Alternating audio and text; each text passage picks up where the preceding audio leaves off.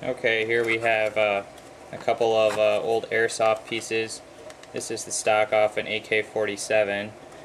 They're made out of plastic, and most airsoft guns are pretty flimsy, especially the ones that are under 30 bucks, which is what I'm trying to use for most of my laser tag stuff.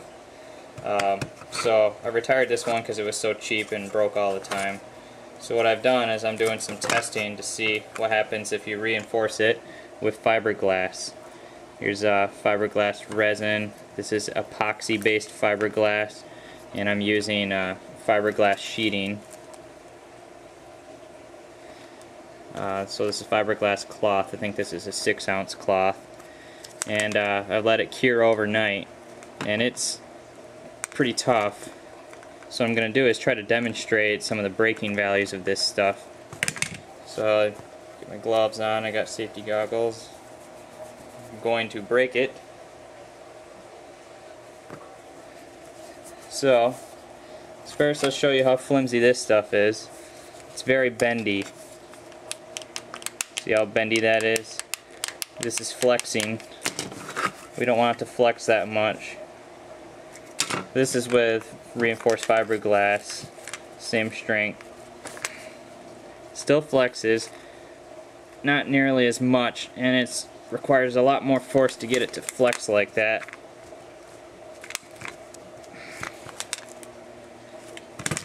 Well, that's as scientific as I can get without any measuring instruments. So let's just see if I can break this by hand, which is pretty easy. You can just try bending it in any direction. It just crumbles into nothing. This is why I got rid of a lot of that plastic stuff. It's such junk. So what happens is a lot of times it breaks right there where the stock attaches to the gun. Mostly because this stuff just is brittle, especially after a year or two of play. So what I was thinking of doing is reinforcing them all with this. I haven't tried to break this one yet when it's reinforced. I want to see how much easier or more difficult it is to break.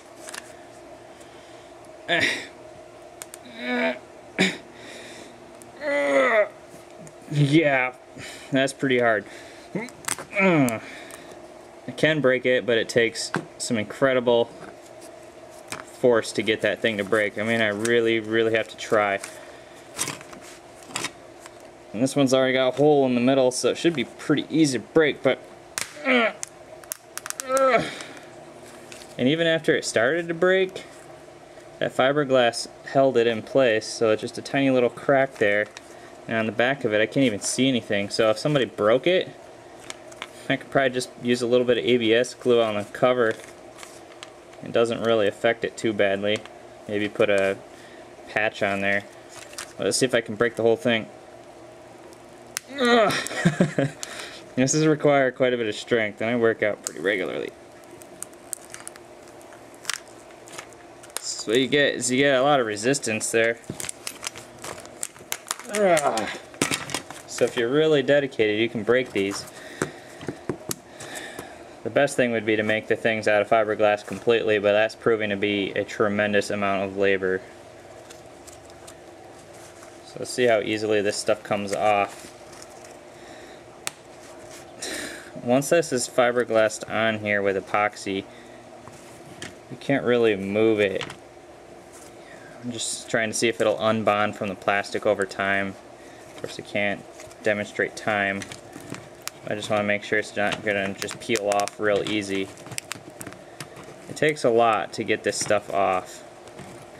Probably if I went over this with a real gritty sandpaper, it'd probably stick in there even harder.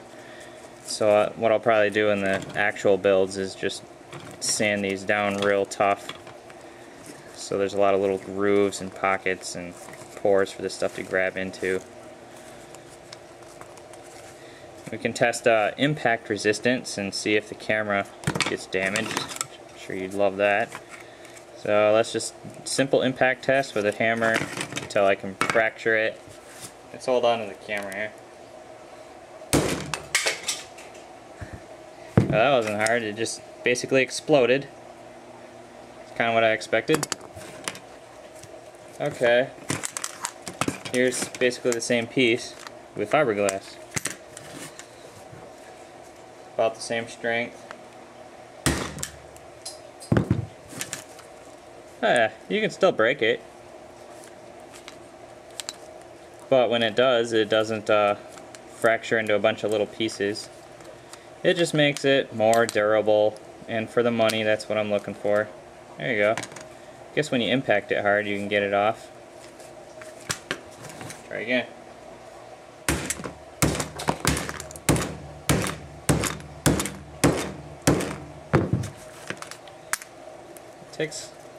Takes quite a bit of abuse for plastic now, honestly. There you go. So I suppose it might eventually start peeling off the back of the weapons. But making molds with these guns with realistic reload is proving to be a very difficult task. I don't know if I'm up to it. But what I did figure out is that it definitely makes it stronger. It doesn't make it invincible, not even close. But it definitely makes it at least twice as strong as what it used to be. And if I have a limited funding, I've already built all the weapons, this is a good way to just make your body last a little bit longer. Especially if you scuff it up, like I said, and apply the epoxy to the back of it, and then come up with a thick coat after that and put the cloth down, then it probably won't peel off quite as easy. But it definitely improves the bending resistance and would probably stop a lot of the common fractures I get, which is usually the gun just snapping from the force of somebody grabbing it by the stock and swinging it, maybe smacking it into a tree or something. Impact tests have never really been a problem. Usually the guns never get dropped on anything more solid than just regular dirt, not even concrete. So for that, that's never been an issue. My main issue has always been just stuff snapping, like the barrel snapping off, or it's so brittle. So that might be a quick solution for me. So hope you enjoyed my smashing demonstration.